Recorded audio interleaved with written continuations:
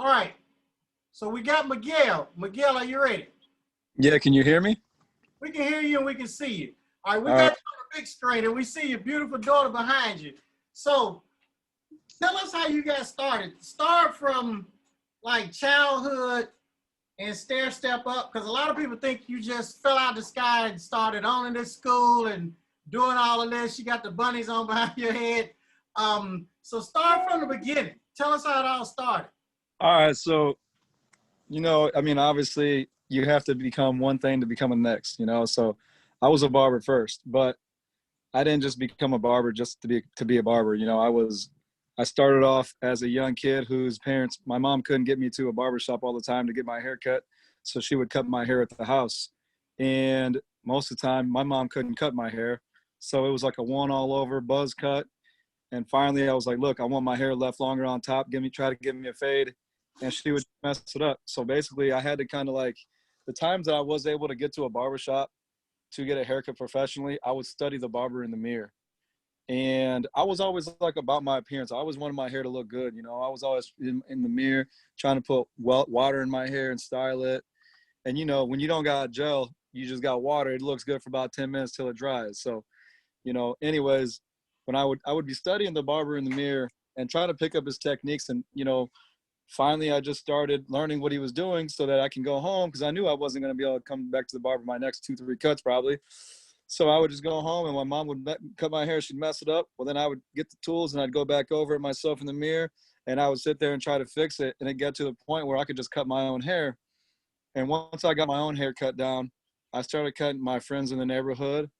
I had a couple of friends that lived right around, in the area where I was at. So I started cutting their hair. Then I started cutting my brother's hair in the house.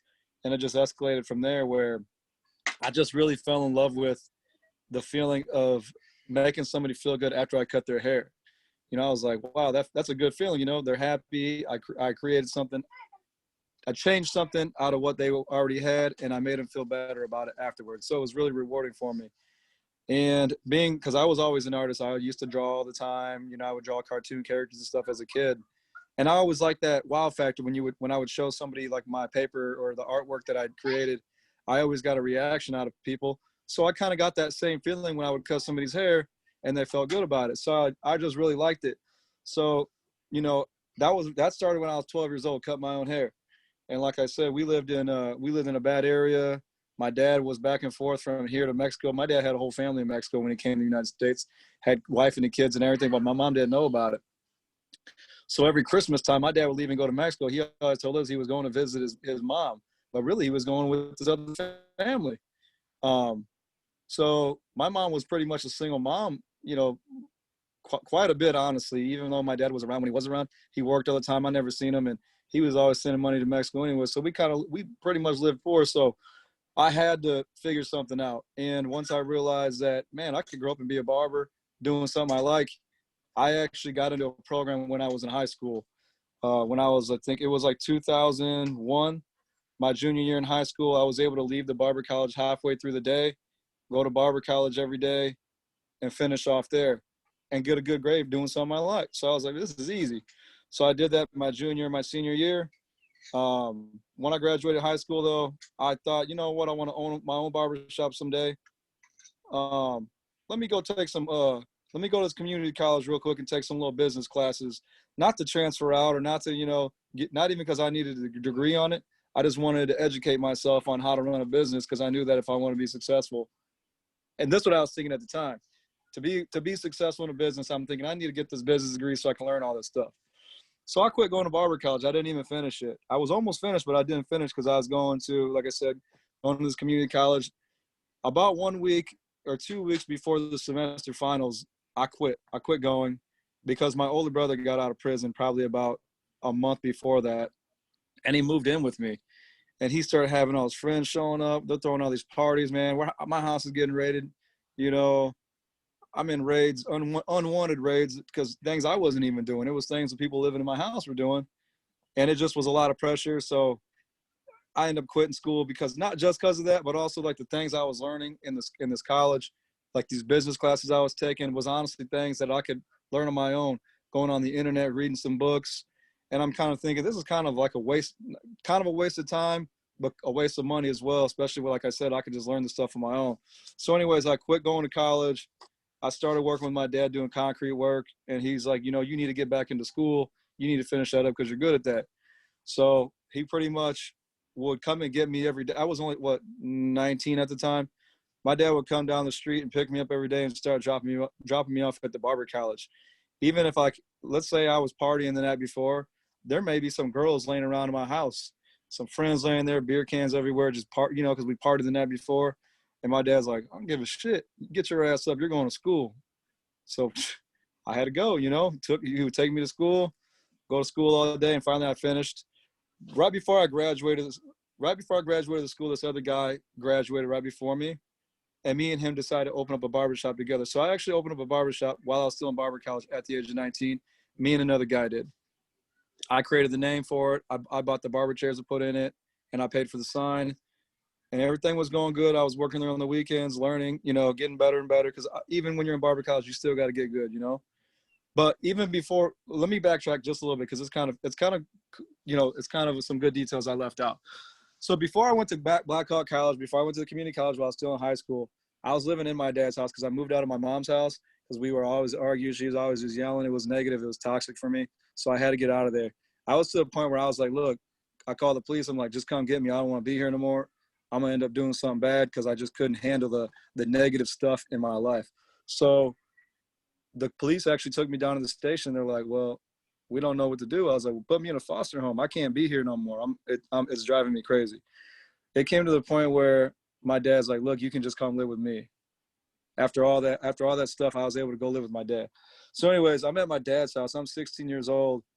I was cutting hair in the basement. We built a little barber station at 2x4s, a little countertop from the hardware store. And I got an old junky barber chair for like $20. I mean, it worked, but that's all I needed. I mean, it was kind of dark in the basement. I threw a little neon light up, which still wasn't efficient light for what we expect nowadays, but it was a basement cut, it was a $5 haircut. So I was cutting hair in the basement and I started getting a lot of clientele. So while I was in barber college, I was probably doing about 25 heads a week just of my own clientele. People I was hollering at school, I would tell people, my friends at school to come to me. People because I was having parties and stuff sometimes. So people that I was meeting, or if I would go to parties, I'd meet other people and I'd be like, hey, I'll cut your hair. Come let me cut your hair. I'll do it for $5. I was always telling people I cut hair. I just kept promoting myself. So people were showing up to my house and I was cutting their hair. It was to the point I may be in the middle of eating dinner and some little like older Mexican woman shows up knocking on the door with the 2 little kids. And she's like saying in Spanish, she's like, hey, I heard somebody here cuts hair. And my dad's like, oh yeah, that's my son. My dad was like, cause he lived in like a little prominent Hispanic area. We're letting strangers into the house because I mean, it's just kind of like a thing. I guess it's like a community thing in a way. Like he trusted the situation. So we're like, yeah, it's a lady with her 2 little kids. You can trust that.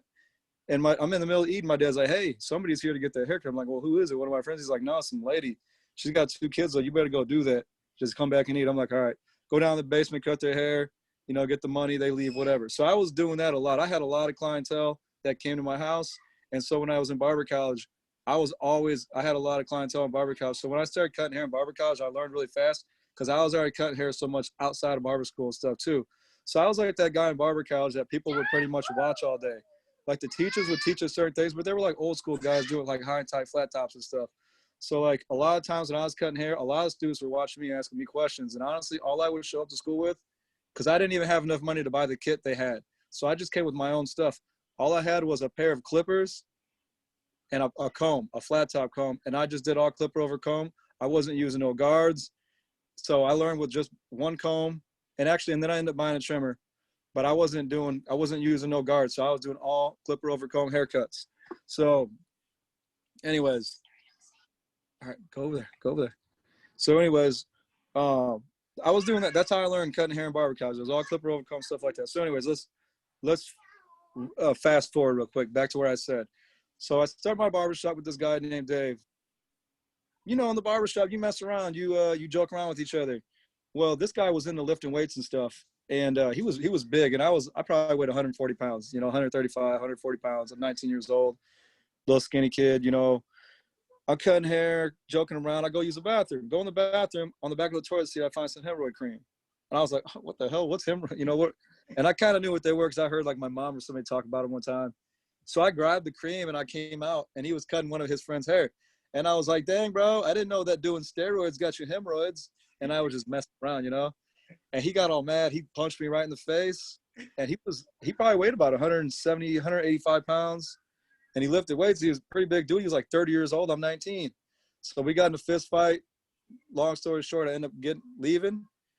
And I came back that week and took my chairs out, you know, that stuff. And I left, went and did my own thing. After that, and we weren't even legal. We didn't even have our shop. I didn't even have my license yet. Because I still, like I said, I still hadn't graduated all the way. I was still in barber college. So I finally went back to barber college. You know, I got it fully done, all that. Started working, I was working with my dad doing concrete work. We started doing work on this old dude's building. He had a little hair salon inside of it. We just did like a little concrete patch work on the outside. Well, he was like, hey, if you guys are thirsty, you can run inside and grab a pop-out soda machine. So I go inside. You had to go through this big open room that had a bunch of waiting chairs, but there was nothing going on. And then you go to this other room, and then there's like a door, and you go in there, and that's where the hair salon was at.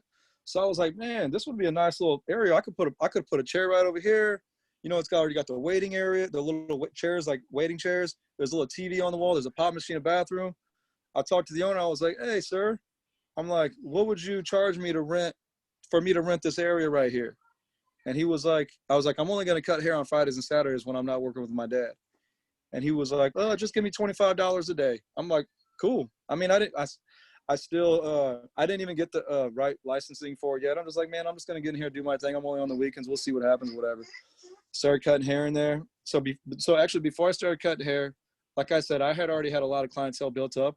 And then at that time, in that neighborhood, it was a predominantly Hispanic Latino area. And there was only one old dude that cut hair at the time in that area. And then you had to go like another whole city over to get to this other dude that was like another Mexican dude that was cutting most of the Mexican people in that area's hair. So what I did was on my computer, because I learned how to make ads on like Microsoft Word. So I made a cheap little ad on Microsoft Word, put a little clip art barber pole in there, put like, you know, a barbershop opening.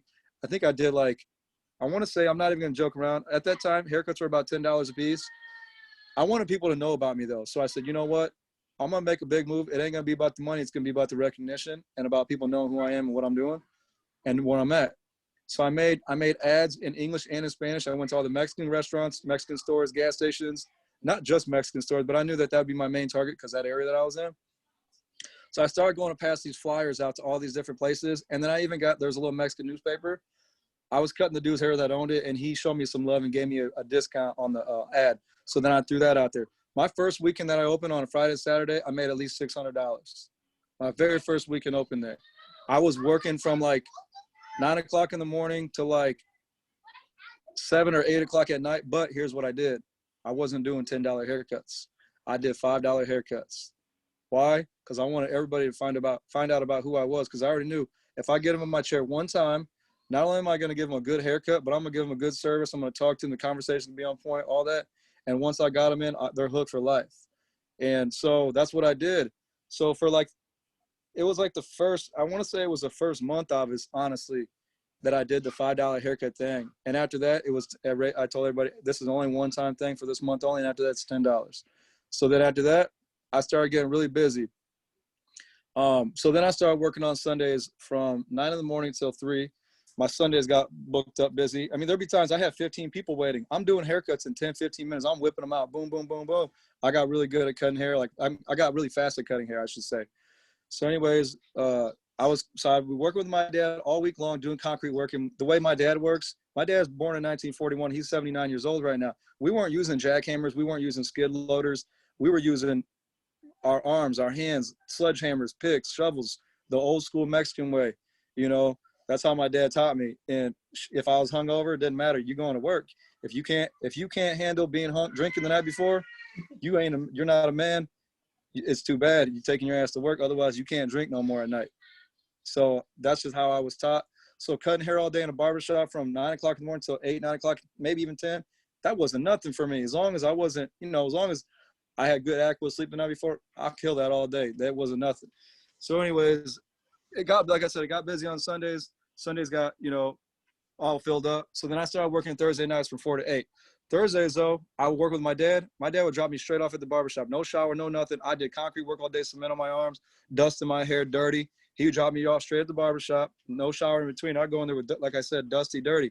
But the thing is that Latinos and Mexican people in the area, they respected that because I was only 20 years old at that time. And they're like, dang, man, you went to work all day and you're still here? I was like, yeah, man, I got to get this money. They like that. They're like, damn, that's a hardworking guy. So pretty much after that, there was a phone store. It was like a Boost Mobile kind of store, like a prepaid phone store. There was a little office right there, kind of like you can go through a doorway and be into it. Like you can go right into it, or people can come out from the outside to go right into that. Anyways, this place started a phone store, and they didn't speak Spanish. So every time somebody come in to buy a phone, they'd want me to go translate for them all the time. And I'm like, well, shit, you guys might as well be paying me. I'm making you guys money. I'm doing all the work for you guys. Always, you guys keep coming here and having me do all this. So anyways, me and the dude got into it because he kept smoking cigarettes inside, and I didn't like it. My clients didn't like it. I was like, bro, you can't be smoking in here no more. You got to go outside. Well, he got smart with me because he was kind of a bigger dude, kind of hefty, and like I said, that little skinny dude. So one day, I was like, I'm not playing with you, bro. And I heard him. He's like, well, you ain't going to do nothing about it. And I had one of my friends in there who's kind of like, if I did something, he'd have my back. So I was like, man. And like I said, I was 20. I was like, bro, I swear to God, if you smoke another cigarette, we're going to have some problems. He was like, oh, yeah, lit up in front of me. I walked up to him. I slapped him right in his face. And then my boy stood up. My boy stood up, and he didn't even do nothing because, like, I smacked him hard enough where he didn't want to do nothing. At that time, you know, when you're younger, you don't care. After that, they end up moving out. They moved out, but the day that he moved out, you know what he tried to do? He peed when I was gone, he peed in my water bottle, in my spray bottle to spray in somebody's head. So the next day when I came in, I'm like, why is my water bottle all the way filled up? I don't even to this day I don't, because what happens if you fill your water bottle up too high? 3 days later, what's your water smell like? It stinks. It smells like milk. So I never fill it up. So I came in, it was all the way filled up. I'm like, this ain't right. I went and dumped it out. It was yellow and it stunk like pee. So but he was already gone by then. He left. So anyways, before they left though, the lady that was the district manager for the phone store, she ran all the phone stores in the area. I was like, hey, I want to do my own phone store someday. Let me get your business card. So she gave it to me. So I had her business card. And around that time, I had been looking at this other building to transfer to, because I was like, you know what? I think I'm going to quit working with my dad. Because even my dad, he's like, you should just focus on barbering full time. So I did. I found this building down the street. You know, blessed, my dad co-signed for me. But it was because I proved myself to him. I saved up $10,000 in that year. I was saving all my money. And I was actually paying, I was living in a house paying bills. He was like, dang, you really are doing a good job. He's like, you're proving yourself to me. I'm going to help you out. So he co-signed on a loan for me. So I got this other building, and I hollered at that lady about the phone stores. She's like, well, I want to come check your location out. She came check the location out. I had to fill out a little business plan. They had to do a credit check, a background check, all that. I ended up qualifying. I had my own phone store. At this time, I was 21. This is 2008. So I got my own building, and the building was upstairs, downstairs building, 2 apartments upstairs, and it even came with 2 houses. A house on one side, a house in the back, and a 3-car garage. I got it all for like $73,000. It needed some work, but I was like, man, we'll fix this. We'll fix all this as I go. I ain't got to fix it now. As time goes on, we'll slowly but slowly fix it up. So anyways, I got the phone store in there. I got my little barbershop, and it's just me cutting hair. In the middle of a haircut, I might have to stop and go sell somebody a phone card or a phone and then come back to finish the haircut. So I'm back and forth doing that all day. Finally, I got another barber to help me. So I got another barber. He's paying me chair rent. I think I was charging maybe $75 or $100 a week or something like that. Well, then the barbershop started getting busier and busier.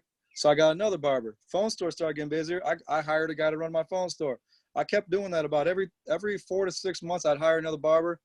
By the time 2010 hit, I think I was up to 6 barbers. I had to tear a wall down to expand to the back room, because remember I told you it was junky in that building. So I built a small wall so that I have a small front area that was fixed up. But you go on the other side of that wall, it's exactly what you expect to be on the other side of the wall. A rat hole, you know, holes in the walls, crappy. But that's because, like I said, I didn't want to just get the place and put a bunch of money into it. So anyways, I tear that wall down. I had to remodel the whole room. Actually had, you know, when you're a barber, you got clients that do roofs, sidewalks, electrical, plumbing, all that. So I had some clients help me out. We remodeled the whole place, and I had expanded the back. So basically, just to kind of fast forward from then. So from that point on, I had to get rid of the phone store because I needed to put more barbers in there. So I got rid of that phone store. I expanded all the way to the very, very back. So right now my barbershop has 10 barbers in it. Well, it had 10 barbers in it. It has 10 chairs in it, but right now we only got 7 barbers because before the quarantine, you know, all that happened. Some of the barbers realized that, well, I can cut hair at home. I can still make it.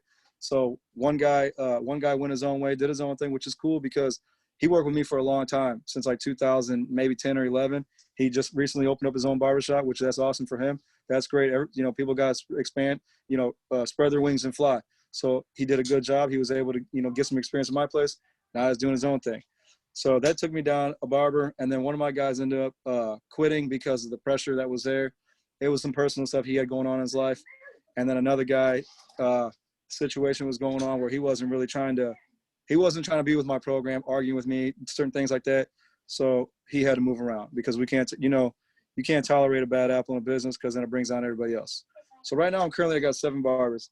About 3 years ago, or actually probably about 4 years ago, we can go back a little bit. 2011, I started competing in hair shows, barber battles, doing different, you know, traveling to Chicago. I traveled to New York, and then when I'm talking travel, I'm talking about driving. We drove all the way to New York. We drove to Dallas, Texas. I'm just going around the United States, just getting in barber battles because it was fun. It was something I wanted to do to get out of my community because it was like, okay, I'm known here where I'm at now for that guy that cuts hair, but now I want to be known bigger. You know, I want to expand. I got a bigger vision for myself. So I needed to get out of where I live to go see different competition, different barbers, how they get down and things like that. So I started competing. From the time that I started competing to the time I quit competing, I got like 28 trophies, more than half of them first place trophies. So I did pretty well with that. Well, then, you know, after going to the shows and rubbing elbows with a lot of people in the industry, I started realizing, you know what? I want to be an educator. I want to be that guy up on the stage. I want to be that guy, you know, maybe not hosting the shows, but the guy that is showing people how to cut hair. You know what I mean? I thought that would be cool. So then I kind of reached out to a couple companies, and I got picked up by Wahl Clipper.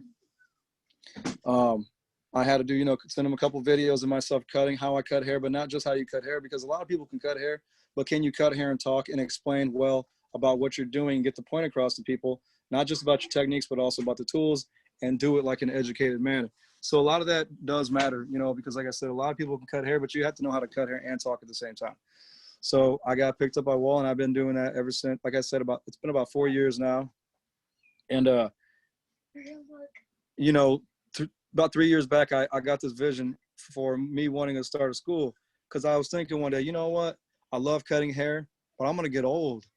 I don't want to be that old man down the street, the lone wolf, still in his, you know, 80s, hunched over, bad posture, legs messed up, knee replacements, maybe hip replacements, still cutting hair because, you know, he has to.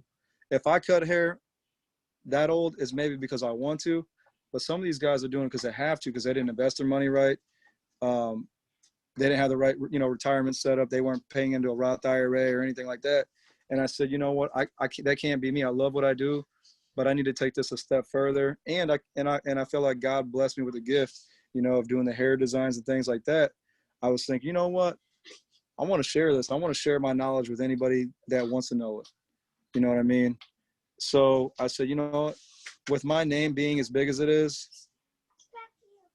I think I have a good chance. If I start a school in my community, I feel like people are really going to want to go to it because of all the different stuff I did.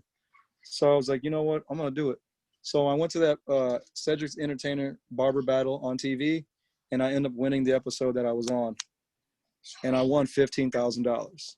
So I took my son to a hockey game. We got the best tickets, almost the best seats in the house, all that it was his birthday. And I mean, I spent like $1,500 that night. That's something I wouldn't really do, but it was his birthday, you know. And I was like, you know what, I'm gonna do, you know, I'm gonna make it nice for him. So the rest of that money, that other $13,500, I didn't touch it. I did not touch a single dollar of it. I invested it all into the building and the barber college that I have right now. So when I bought that building in 2008, had my barber college, or my barber shop, and I had it set up for a 20-year loan, but my goal was to pay it in half the time. I'm probably making, you know, I don't want to say how much I made publicly. I was making more than $50,000 when I was 21 years old. I tell you that. Take home. After everything's said and done, guaranteed. I could have been buying J's every 2 days if I wanted. Ed Hardy shirts. I could have had a Mercedes Benz outside. I could have been doing all this stuff. Like I said, I was living in that house in the back, so I didn't have to spend no money because I owned the building. I was getting money for the rent upstairs in the 2 apartments. I was getting rent for the house next door, and I was getting rent for 7 or 8 barber chairs at that time. And I'm a 21-year-old kid. Cops looking at me like I'm a drug dealer because of I did buy an Escalade. I bought a 2004 Escalade, $22,000. You know, payment was like $600, $500 a month, whatever. That wasn't nothing.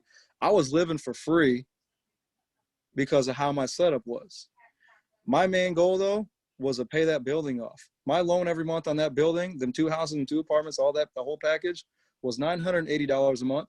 I was dropping $2,000 a month on that because my goal was to pay it off in 10 years because I knew I had bigger plans. I said, you know what? I don't want to be no thousandaire. I don't want to have thousands. I want to be a millionaire someday. I want to have big money. I don't just want to own this property. I want to own a lot of property. I want to invest my money into a lot of property so that when I retire, I don't have to be that old man cutting hair. I'm gonna be that old man collecting rent, collecting monthly incomes, like monthly rent off houses that are paid off, that I can, I can travel all around everywhere I want to go. If you own 20 houses or 20 properties that are paid off, say you're getting $1,000 a month for each property, that's $20,000 a month in my pocket. The only thing I got to worry about paying is maybe some maintenance on the properties, the taxes, the insurance. Other than that, I mean, I may still pocket $13,000 a month, or no, more than that. But you know what I mean? So I was like, you know what? I need to make sure I'm going to pay this building off. So later on I have it ready so I can buy something bigger and better.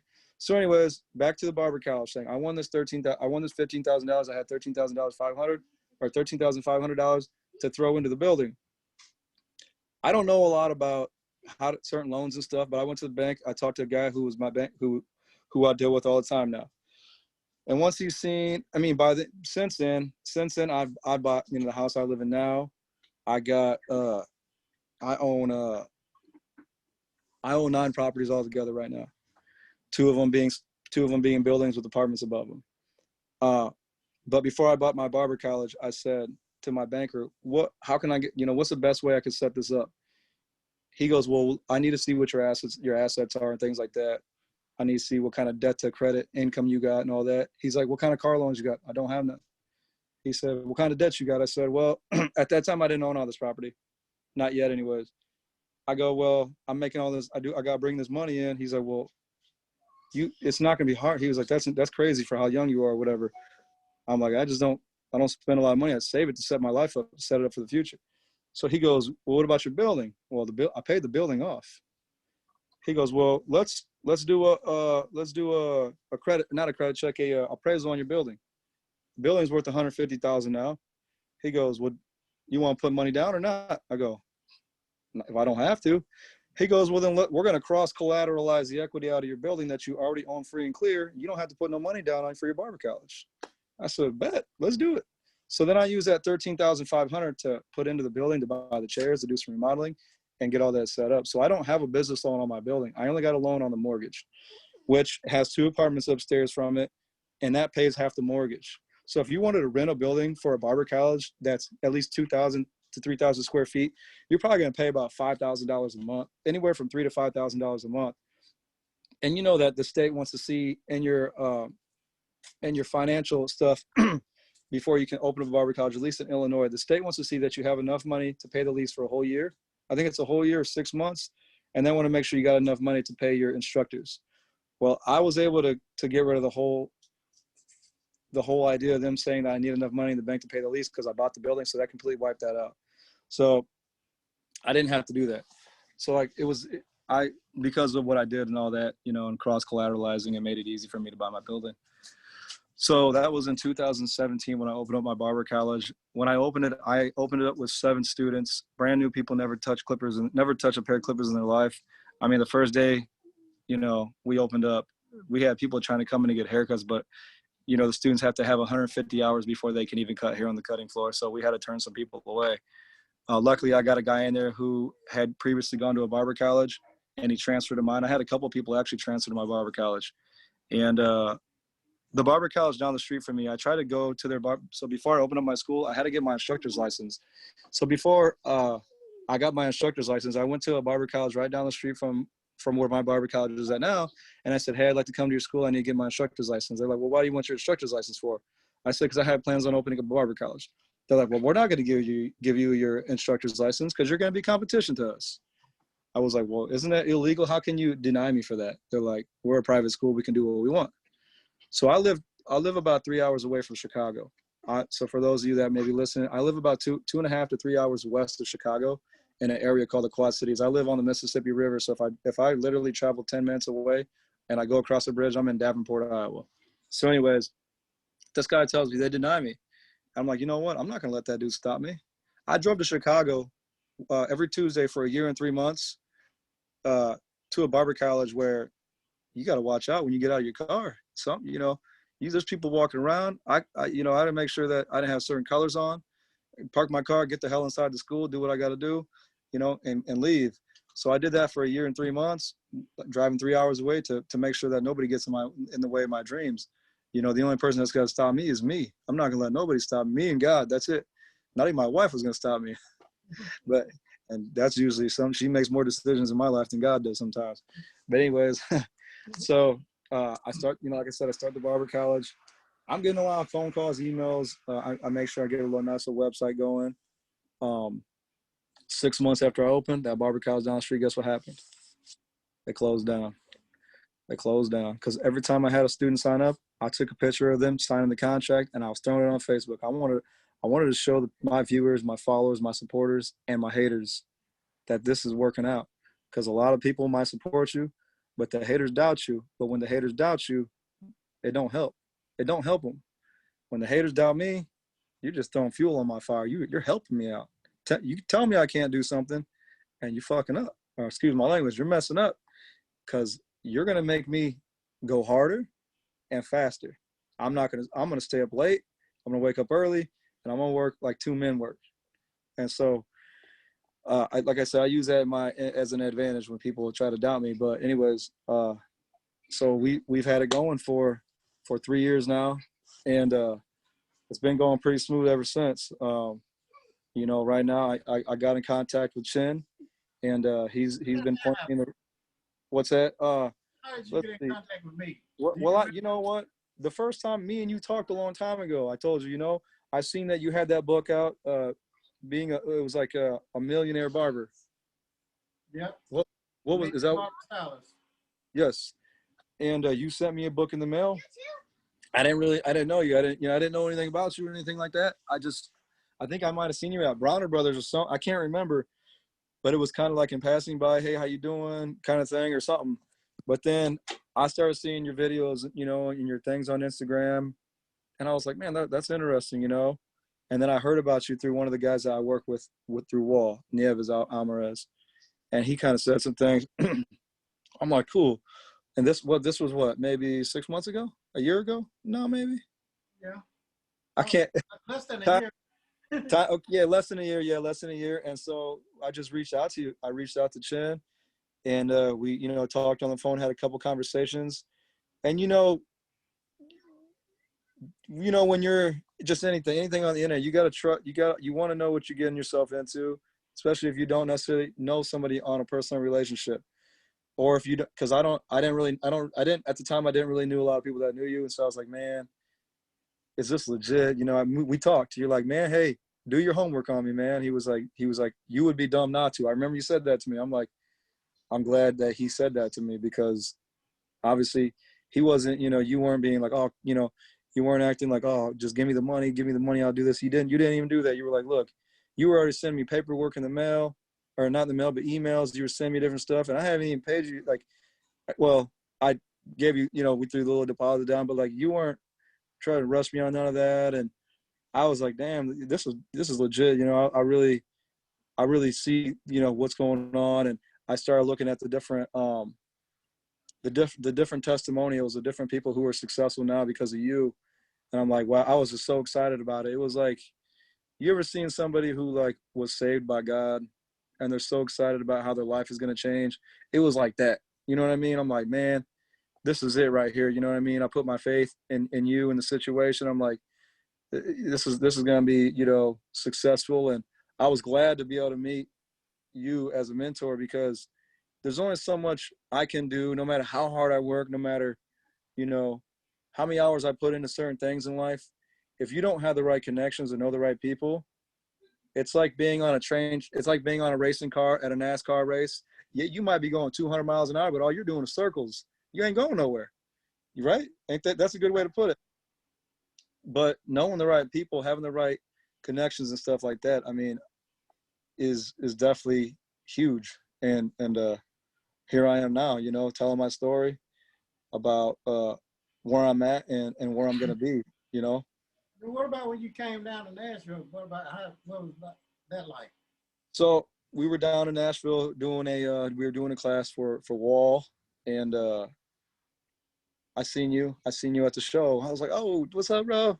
You know, and the first time we actually met in person, and we chopped it up at the show, talked a little bit. You know, I had to go teach our class. You had your booth set up, and after that, me and you went out to eat. You took me and my wife out to eat. Very, you know, super. It was just, you know, really a really nice time. You know, sat there and talked about, you know, the differences, and you dropped me off at the airport. I almost missed my flight. We were caught up in the conversation, but we made it just in time. We were kind of running a little bit, but we made it. But so, you know, I've been to my first NACAS meeting. Tell them about that, how NACAS is. Yep. So we went to NACAS, right, in Vegas. I took me, my wife, and my instructor from the school, who, by the way, is she's a cosmetology instructor. She was a cosmetology instructor at a cosmetology school, and now she works in my school. She's the one that teaches all my students the bookwork, teaches them about the long hair color, stuff like that. And then me and another guy, we teach all the barbering and stuff. But anyways, I took my wife and her, and the first, you know, when we went there, there's a big room of different people who are trying to get accredited, just like me. You got really important people in nice suits. They look like FBI. They look like they're like, you know what I mean, federal workers, sharp, nice fitted suits. They're serious. They're very intelligent people, and they're feeding you a lot of information.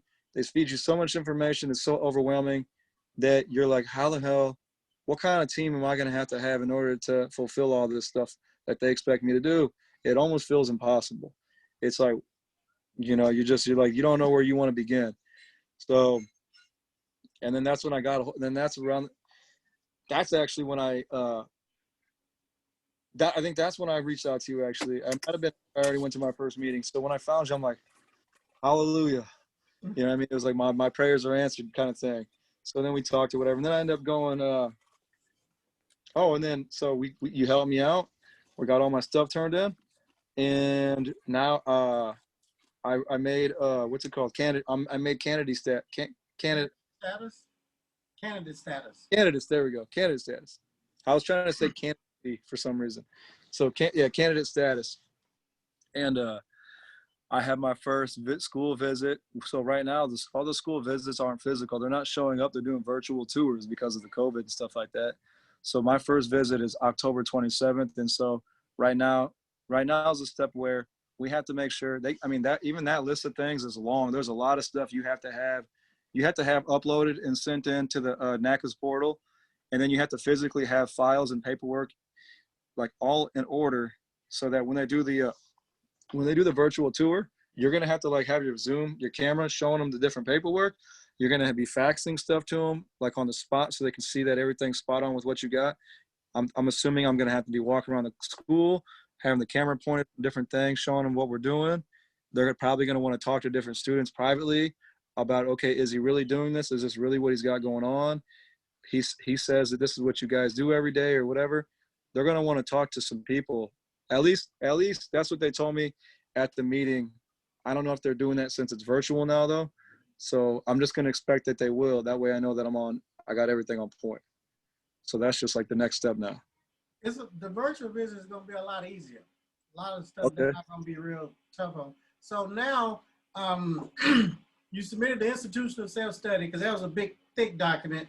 And now they sent you the information on how the virtual visit goes. So you got to send a list of current attendance students for the past 12 months, graduates past 12 months, withdrawals past 12 months. So after you send that, then they're gonna highlight several students from withdrawals, graduates, current attendance. And then they're gonna ask for certain files. And then once you put enrollment agreement, satisfactory progress report, all that in order, then we gotta upload that to the NACAS portal. We gotta put bookmarks, electronic bookmarks on it, okay?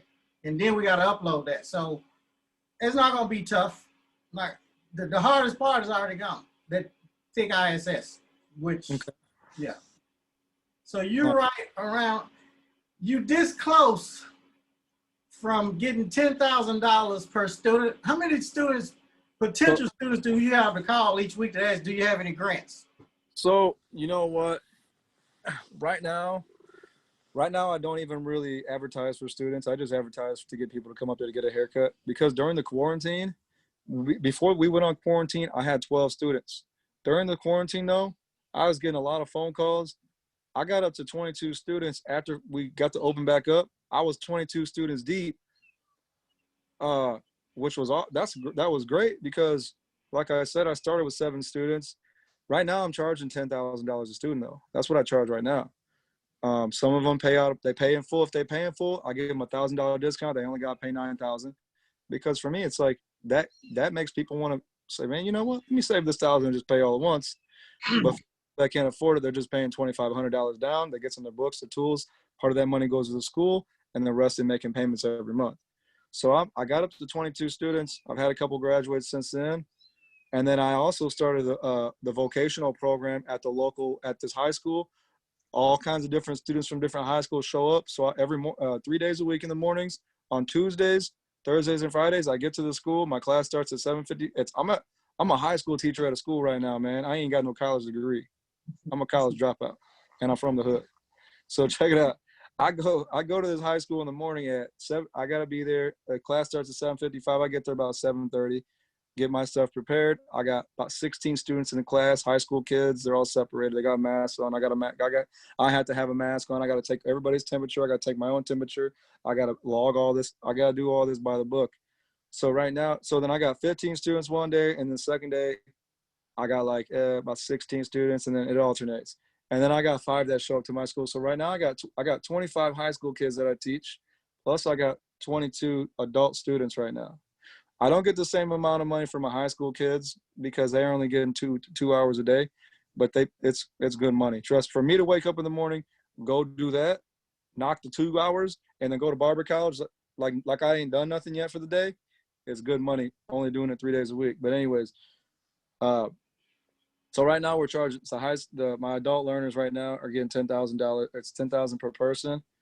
And as far as you asking how many people call me who can't qualify, I want to say I got a list at the barber college right now of 100 people who haven't qualified, who don't have the money. Everybody who can't qualify, I write their name, their phone number, email down on a piece of paper. I got it in my desk. It's got coffee stains on it. It's crumpled. It looks dirty because I've saved it since day one. It's sitting in my desk in the bottom. If I lose it, I'm kind of screwed. I should probably take a picture of it. But anyways. Yeah, you need to take a picture because there are 100 students. The government will give you, once students accreditation, $10,000 of free money. Yeah. That's $1 million. Yeah. Boy, yeah. That's 10,000 times 100. Yeah, that's 1 million. That's 1 million. Yeah. That's $1 million you got sitting there. Yeah. So my goal is, because my school's not real big, it's only like a total of 2,000 square feet. So let's say I get accredited. I'm literally going to save every single penny that I can. I'm going to live like I don't even have that money because I already know how to do that. That's how I came up. I can still do that. So if I'm getting, I was thinking I was gonna get about 20,000 a student. You will, because right now they're paying 10. So if you go up to 20,000, hey, they still paying 10 because the other 10 don't come from the government. So now you're getting 20,000 a student times 100 students. That's $2 million. Right. So what I'm gonna do, let's just say realistically, because how big my school is, it's not that big. But I'm gonna do what you told me you were doing, how you were working that second night shift. If I'm getting that much money, either I'm gonna work that night shift or somebody else is gonna be in there working that second shift, because I'm gonna make sure that happens so I can squeeze as many people as I can in it first 6 months, if I can bring in $200,000 to $300,000 and have it solid in the bank, I'm dropping that money on a strip mall that has 4 or 5 spots with a big ass parking lot. So that way, all the lease that I'm getting from all the little businesses out in the strip mall, that pays $1 million. That's $1 million building. Your loan on $1 million building is what, $10,000 a month, maybe $13,000 a month. Yeah. All that lease money I'm getting from them other businesses will pay for my mortgage. So my business, I won't even really, my overhead won't be from rent, from lease payments, because they're paying for me. My overhead would be paying taxes, paying the water bill, the gas bill, marketing, business cards, advertising. So that's like my goal. That's how I want my setup to be. And then what I also want to do is I don't really want to say on here, I don't think, but I'm gonna convert it into what my goal is to convert it into a cosmetology school as well. Because you know why? There's a cosmetology school here locally, and they're graduating 100 people a year. 100 people a year, and they're charging $25,000. 2.5 million. 2.5 million. Well, I don't need to just be having barbers come through my school. Let's get some cosmetologists in there. You know, my wife does hair. She loves doing hair. She loves doing women's hair. She's good at it. She loves doing nails. Come on, wifey. We got people in the program that they got aesthetics, Cosmo, barber, nails, 𝗙_𝘄 Jordan down in Georgia. She has everything in there. That's what I'm saying. Money's green. And you're very close. Yeah. After this virtual visit, you get one more visit. And then after that, it's the lottery. It's party time. Woo. You're real close. 𝗙𝗏𝘁 up in Chicago, Networks Barber College. He's about right at $2 million a year. Dang. Let me ask you this. This is another big idea that I had, and I don't know how doable it is. I don't know if you've ever seen anybody do this. You know, you see kids go to Notre Dame, or they go out of town or whatever to go to these cool, prestigious schools, right? To do architecture, to do art. Why don't somebody, but here's the thing. They're able to do that. Why? Because they can be housed. There's housing. There's apartments. There's dorm rooms, right? So if there's dorm rooms, if there's a facility where people can live, won't I get more money for the government? Yes. Foster's there in our program down in Mississippi. He had dorms. We got a couple of people in the program that have them. And actually, before I retired, when I had my schools, I had a bunch of houses that I purchased by my school. I called them halfway houses because I was mainly targeting guys getting out of prison to help them get back in society. So they were staying at all my houses that were in walking distance of my school.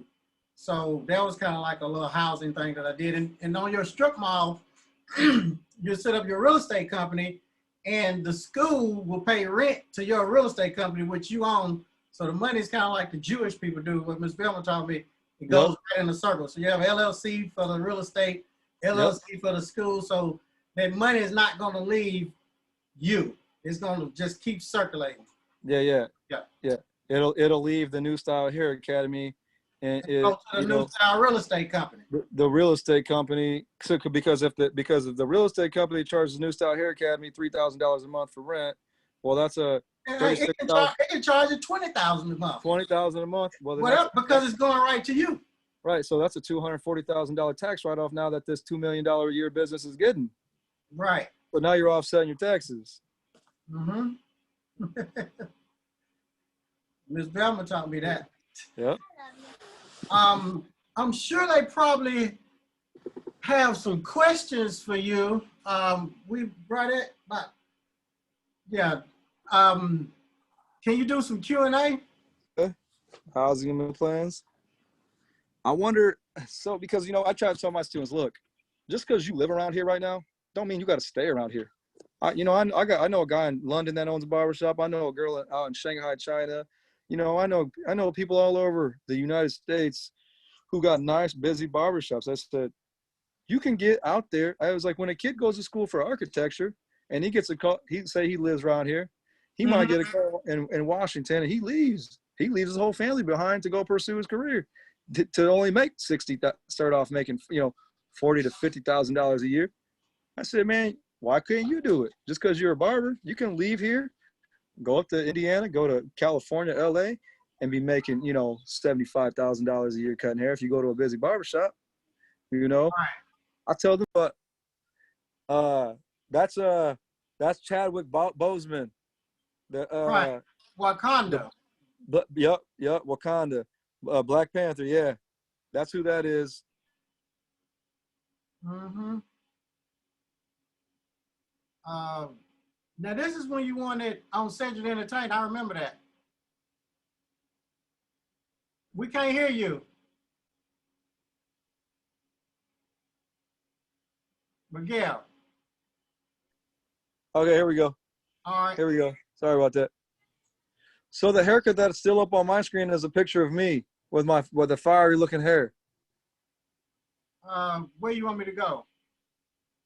I mean, well, I'm just saying what I see on my screen is it shows you have a hair that of me pulled up with my yellow and red hair. So it's still paused. On my screen it is. Okay. I don't know if So anybody else sees it. Let me do it. What about now? There we go. There we go. So yeah, what about that? There you go. You click on that right there. That's a picture of me when I won the barber battle on Cedric's barber battle. They flew me down to Houston, Texas, and it was a 2-day thing. The first day, I had to do a haircut of Chicago postcard that said "Welcome to Chicago," and it had some city skylines in the back of it. And it was between me and 2 other people. They each had to do a postcard from where they're from. So the guy that lost was from Raleigh, North Carolina. So he went home. He got eliminated. The second day, we went into an old military museum, and the battle was we had to run around the museum with iPods, take pictures of with iPads, take pictures of different artifacts and different things we've seen, and then we had to collaborate that. We had to collaborate 2 of the items we took a picture of into a haircut. I did the Army eagle on the back of the dude's head. On the left of his head, I did an Army tank. And on the right side of his head, I just put the words U.S. Army, and I just styled his hair up. And I ended up winning that show. It was like 120 degrees in that warehouse. It was hot. Tell us about this one. This here is George Floyd. So obviously, you know, this was a huge thing all over the media. And I was like, you know what? This would be something really cool to do just to I try to take advantage of situations. Anything that I know is hot in the media, I'm going to do a portrait of it because I'm going to get, you know, that brings not only just awareness for what's going on, obviously, but also I just knew it would be a really nice tribute piece to do. It's just, you know, just a portrait that I did. What I do is I just hold my phone up in my hand. I freestyle the whole haircut with a pair of trimmers to create my outlines, you know, the things, the nose, the mouth, the cheekbones. And then I use my clippers to do all the shading and fading in so that it actually comes to life. What about this one? That's if you guys watch that show on Netflix, Tiger King. That's the dude, Joe Exotic off Tiger King. You know, that was another show that was hot at the time. Everybody's talking about it all the time. So I was like, you know what, let me do that. That'll be a good one to just do because it was hot. What about this one? That's Kobe Bryant. You know, Kobe Bryant passed away. I actually did this design right here about 5 years ago. This was when he was younger, you know, when he kind of still had the fro. A lot of guys are using color in their portraits and stuff like that. The only thing that I'm using, anything at all, if there's any color in it, is like in the nostrils to make it look black, or like in the pupils where usually it's black to contrast the haircut. Otherwise, it's all hair. I don't use a lot of color enhancements. What about the tiger thing? Oh, that's just so what I do is I bleach the whole head. I bleach the head, and then I get black hair dye, and I just freehand it all in with a little paintbrush, and then I rinse it out once it processes, and then it stays like that until the hair grows out. What about this one? Oh, that's just a friend of mine that has a really nice beard. You know, just gave him a kind of a higher ball fade. This one. That's a hockey player. So when I took my son to the hockey game, I did this on one of the little kids. We went to the hockey game, and he actually got to meet that dude's parents, who were sitting like just 10 feet away from us. That's his favorite player in the league, and he got to meet his mom and dad that were there watching the game.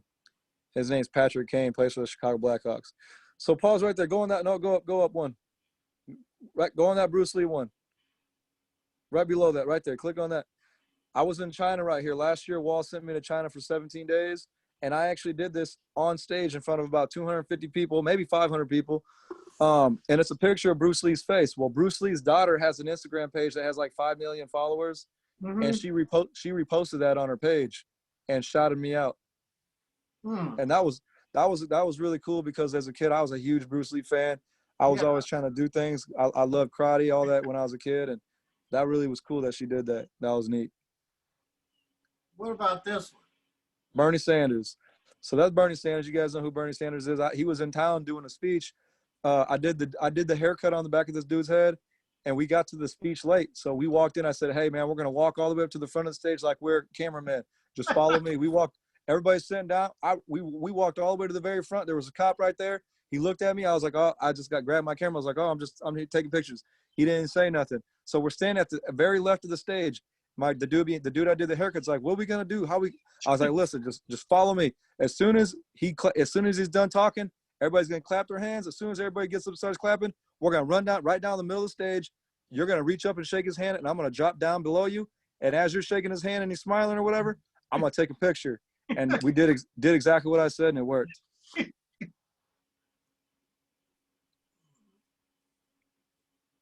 What about this one? That's just when I was in Mexico. I went to Mexico City last year for Wahl, and it was my first time ever doing classes in Spanish. I grew up speaking a little bit of Spanish, and it was a little tough because, I don't speak Spanish every day, but I had to talk about everything in Spanish, techniques, the certain terms and different things like that, verbiage, and it was quite the experience. I thought I did all right on it, but that was a Mexican boxer that's in from Mexico that I did that of. That's a baseball player for the Chicago Cubs. I just did that picture of him. What about this? That was just a picture I just took of him because he's using a wall clipper. That was all that is. So this right here is when I was in China, I did this in a class in front of a bunch of Chinese barbers. That guy right there is Jack Ma. He owns Alibaba.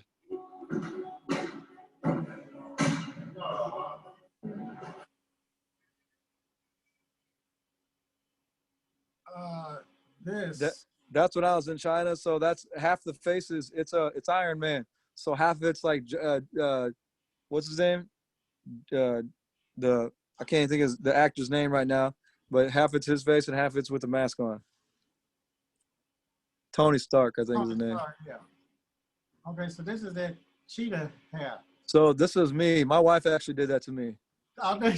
Let me see what Hey, we already went past it. What? This one? No. My daughter was asking. She wanted to see. Oh. She was. What about this one?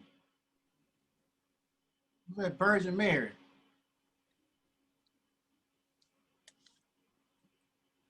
Yep, Virgin Mary. Yeah. Now this right here. Look, tell us about this. That's a haircut that I invented. That's called the Galaxy Fade. The Galaxy Fade. Yeah.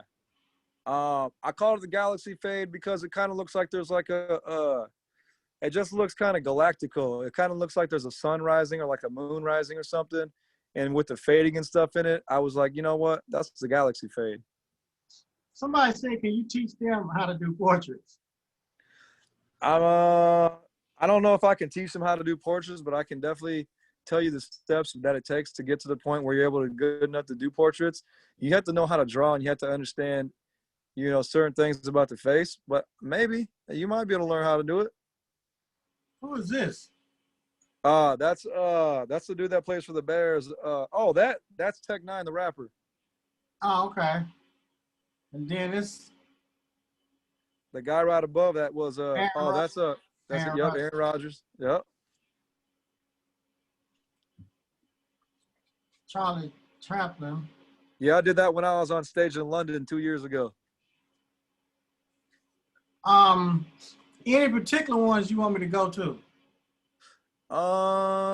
let's see. Keep scrolling down. Let's see what we can come up with. Just tell me whenever to stop. Okay, let's see. Oh, go ahead and go right there, Steve Jobs. That's Steve Jobs right there. Yep. I did an Apple logo, and then I did Steve Jobs' face on the inside of it. Hmm. That's one of my more favorite ones that I like the art behind that one. That's LeBron James. I didn't think I did super good on that, but I mean it's all right. It's not too bad. Looks good. What is this? That's Post Malone. See that I did use some color in that just to contrast it all. Mm-hmm. Yeah, that's a rapper, Post Malone. This is the guy that goes to Mexico every year, so he has me do that on the back of his head before he goes to Mexico. That's Pancho Villa, or no, that's Emilio Zapata, which is like a Mexican revolutionary war hero. About this. That's a Canelo, or no, that's Triple G. He's a professional boxer. Hmm. And then to the left right there, I did Mayweather, Floyd Mayweather, and I did right there on the left, right there in the middle, almost up a little bit. That's right. Conor McGregor and Floyd Mayweather. Floyd Mayweather. Yep. One of these cuts take me about 1 hour or 2 hours to do. It just depends. That's what's his name? Click on that. Go up a little bit. Go up a little bit. Oh yeah, that's Kevin Gates right there. That's Kevin Gates. Go up where? So right, no, my bad. You can go back to that Kevin Gates one if you want. No. I was at it. Huh? Just tell me where to go. Oh, click on that one that's on the. Go up a little bit. One more up. That one right on the right. The one on the right. Click on that video right there. So the way that I fade hair, this is a video. So when I'm fading hair, you can see. No, not that one. Not that. Not this. No. Go up. Or down. No, go down too. Underneath Aaron Rodgers. This. Yeah. No, hold on. Let me see. Oh, okay. There we go. Yeah. There we go. I didn't see them. Yeah. So watch when I'm fading. I don't even put a line in the fade. Yeah.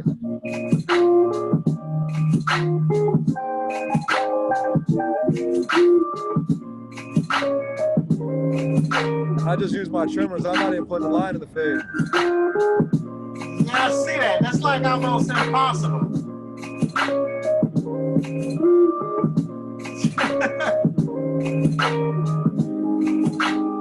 You'd have to be a barber to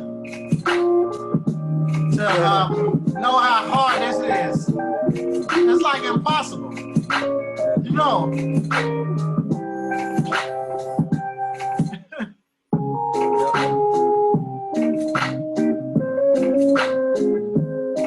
I ain't never seen that done in my life.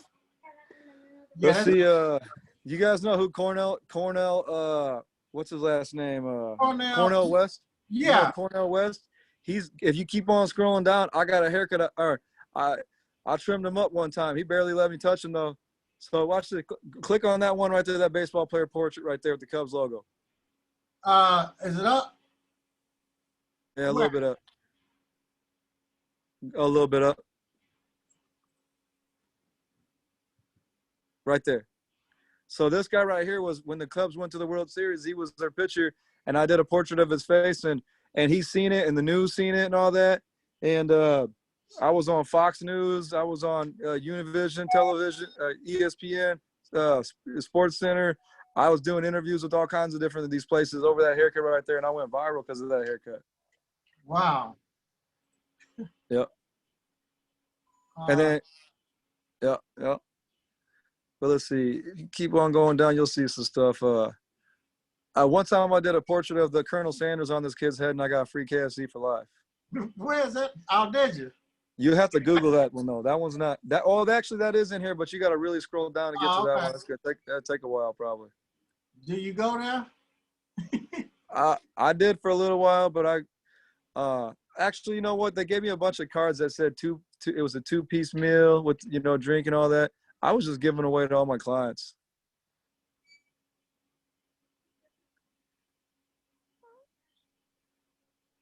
You can tell me when to stop. Yeah, let's see. Keep going if you want to see Cornell West. Cornell West is a real nice guy, man. He treated me like I was best friend. He knew me forever. You'll see him. Where did you meet him at?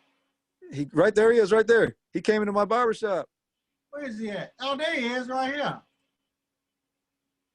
He came into my barbershop because he was campaigning for Bernie Sanders. And he only let me just cut a few hairs off. He didn't even really let me give him an actual haircut because he's like, I don't get haircuts like that. So he let me just snip a couple little hairs so I can actually say I cut his hair. But he was a real nice guy. He was, you know, he was real, man. That was a real good blessing to meet him. But other than that, I mean, oh, there's Martin Luther King right there. Oh, yeah.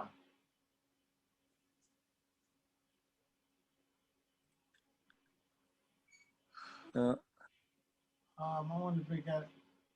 So then if you go down, click on that video right there with that dude right in the middle next to Kobe Bryant. Him? The one in the middle right there with the with the Bulls logo. Yeah. This was on this made it on the Sports Center. To this haircut that's way out there. Yeah, here's a look at some work from the folks at the New Style Barbershop. That's 𝗷𝗿𝗄𝗏. You gonna get that haircut? I thought about it, then I saw to this haircut. But that's it, yeah. That was kind of neat that it made it onto the Sports Center or whatever. But yeah, I mean, there's all kinds of stuff in there.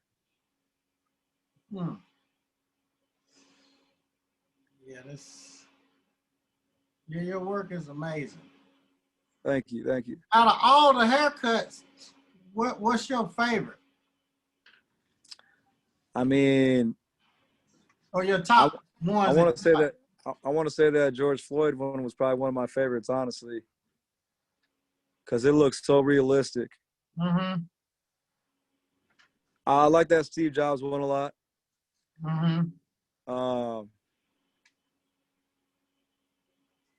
I mean, I don't know. I mean, there's a few. I don't know. There's a couple that I like. It just depends. Like some of them I like them because of how good they came out. A couple of the other ones I like them from maybe because of the experiences that I got out of them, who I got to meet and where my, who's seen it or where it got. Oh, click on that. Go up. Ha, look right there. I did Donald Trump. Dude wanted this. This dude wanted this Donald Trump. You know the little guy. You know the little guy Calvin that pees on like Chevy signs and stuff. Yeah. Right there. Click on that. This dude wanted me to do this on his head. He got Calvin Hobbes peeing on Donald Trump's face.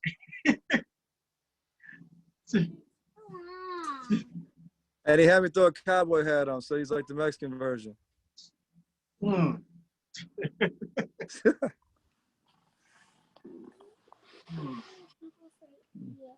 I can fix that. I did that for these 3 kids that we were in a parade and they were passing out business cards for me. So I did those on 3 kids real quick.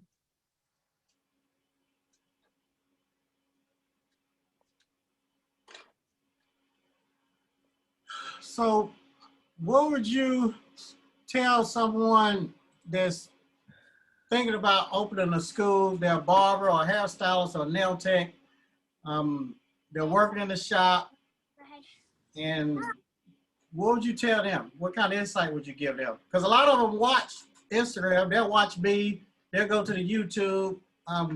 What would you tell them? I mean, you definitely got to have your ducks in a row. It's not impossible to do it, that's for sure.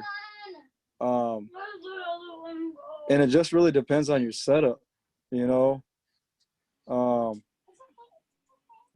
people that you have that are going to go into with you.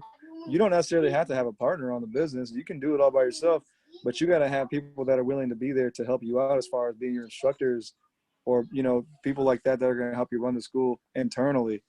You just got to make sure you have, like for me, I feel like it's going to be the easiest if you have some assets or if you have a little bit of money set aside.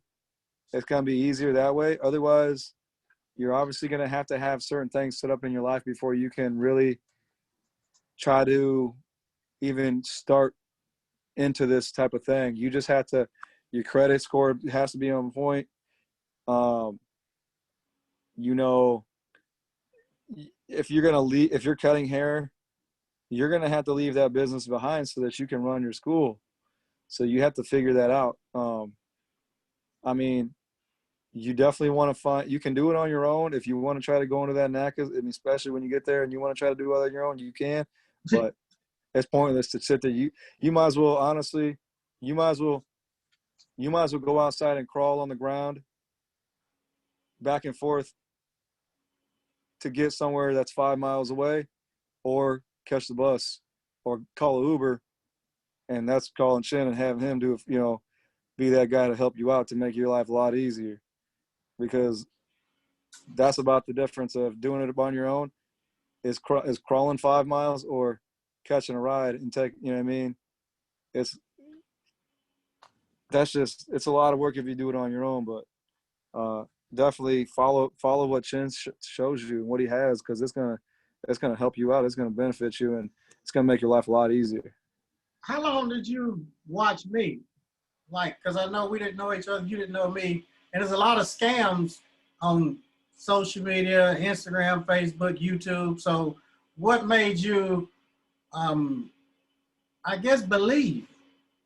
I mean, what was just like anything, like, I didn't want to offend you and say, well, I don't trust you, and because that's not, it's not that you can't always believe everything you see automatically, or else you would be naive and gullible. You got to be smart to do your research, at least on somebody or something, before you put all your eggs in that basket. And, you know, and I kind of was like, well, you know, and we talked on the phone. I was like, well, you know, I just want to make sure that, you know, everything's going to be all good. And you're like, look, you know what, do your research. You would be a fool not to, man. He was like, go ahead. You know, you sent me some links, you sent me phone numbers, you sent me screenshots. And I was like, man, who's going to do that? If it's not real, why would they do that? So, you know, I did a little, plus the thing for me is I'm connected in the hair industry. I was like, you know, I could, if I wanted to, hey, call this guy, hey, what's up with him? Or, hey, you know, Chin, you know, I see that he's got all these other people successful. What have you heard? Oh yeah, man, that's the guy to go to. You know, I asked a couple of people, you know, just cause you have to research what you do. So I was like, oh, cool, you know, no doubt in my mind, you know. And so after that, I just started, you know, watching your videos on Instagram. I started, you would post like different people's like businesses and stuff. And so I would go click on their business websites. I would check out their schools and look at their stuff. And I'm like, dang, they're doing good. You know, their stuff looks nice. They're doing well. I'm like, yeah, definitely. Like, I knew that I couldn't go wrong. You know what I mean? So somebody asked you what's candidate status? Candidate status is like you're on the outside of the building looking through the windows, but you can't get in. And finally they let you in, but you still can't, you know, eat there yet. You're in there, I'm in there, but I'm not, my foot's in the door, my process has begun, but I'm not accredited. You know what I mean? You have to qualify and to become, to get, to be in status. I guess it's almost like somebody running for president. You're a candidate running. You're a candidate. Like right now, if I said I want to be a president, that doesn't mean I'm a candidate. I got to get my signatures. I got to prove that I can even have what it takes to be the president. Like, it's like that. Yeah, there you go. Yeah. Okay. What do you want to leave these people with, Miguel? What kind of advice or inspiration? What do you want to leave them with? Because I'm gonna put this one on YouTube because people gotta hit this. This is a good one. Yeah, I mean, I would just say, like, you know, like I said earlier, if you want to start a school, you got to have the time to invest in the school. Okay. So you're going to have to, if you're cutting hair in a barbershop or you're doing nails or you're doing whatever, you work in a salon, how are you still going to make income when you walk away from that to be able to now use your time to put into your school? There's ways to do that, and Chin's going to tell you about that. So you're going to find that out. So you're going to have to figure that out. then you're going to have to, like I said, your credit score, your credit, all that has to be on point. Like, I mean, your credit, if you want to get a loan on the business, you know, you're going to get a loan to remodel the place, to buy your chairs, your sinks, to redo the floors, the fixtures, the stations, and then maybe have a loan to maybe pay your lease for, if you're in Chicago, you might have to have, like if you're in Illinois, they want to see you got the money for 6 months. So you're going to have to be able to get a loan that can cover all that. So you're going to have a decent amount of money. Otherwise, partner up, get you a partner, find an investor, somebody who can invest in you. That way you got the money and what it takes to do it. And then, you know, just, I don't know. There's a lot of stuff you got to do, but it's not impossible. It's not impossible. I'm 36 years old. Actually, I'm just turning 36 this weekend. I started the barber college 3 years ago. So I was, 33 when I did it. So it's, I came from nothing, but you got to understand this. If you're driving around in a Mercedes-Benz or Jaguar or BMW, you're wearing nice clothes. You got your nails done all the time. You got gold. You got, expensive shoes. Quit living like that. If you want the millions of dollars and the wealth, you got to stop doing that kind of stuff, because that stuff's a setback. If you were to drop all those habits, if that is maybe what you do, that might be an extra $1,000 in your pocket a month. So it's little things that you got to do. It's a lifestyle change. You got to live like you don't have anything. You got to live like you just came here from another country, and the only thing you need money for is to eat and to get through the next day. Use the same clothes you got every day. I'm not saying don't take a shower or nothing like that, or eat rice every day, but you just got to be very smart with your money management so that you can meet your big goal. I was so dang happy. I was like, did you look at your ISS? What's that?